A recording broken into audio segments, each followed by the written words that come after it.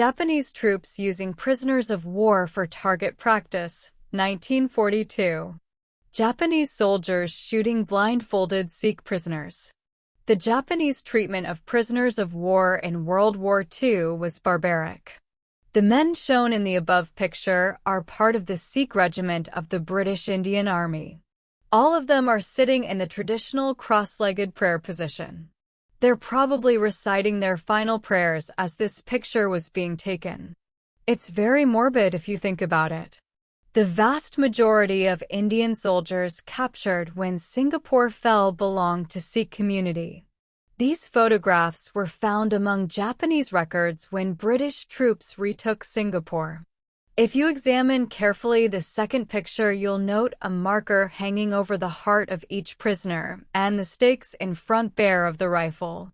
Each target position is marked with a number, indicating that the soldier in position 1 is going to shoot the prisoner on position 1, and so on. The positions where the targets are located are generally called the butts. Please subscribe to the channel for more videos. This is target practice, not a straightforward military execution by firing squad. A firing squad usually has a half dozen or more shooters per condemned to guarantee a pretty instant death. In this case, shooters are assigned 1 per victim. Moreover, in a military execution, victims don't get bayoneted at the end. If any are still alive, the officer in charge should administer a coup de grace with a pistol. These photographs were found among Japanese records when British troops retook Singapore. The most severe treatment was directed at the Chinese, who were killed in large numbers by a variety of brutal means. The killings were conducted in many ways, including shooting, burying alive, bayoneting, beheading, medical experimentation, and other methods. American, Australian, and British POWs were starved, brutalized, and used for forced labor.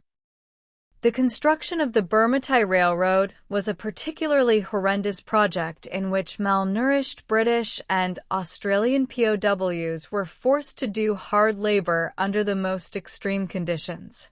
Some were even used for medical experiments, including live vivisections and assessments of biological weapons. Some POWs were shot at the end of the war in an effort to prevent accounts of their mistreatment to become public. The Nazis were methodical in their genocide, but the Japanese, who killed twice as many Chinese as Nazis killed Jews, did it with pure barbarity. And while Nazi crimes were committed mostly by the SS and generally hidden from regular troops, Japanese war crimes were committed by regular infantrymen. Photo credit: Japanese National Archives /RHP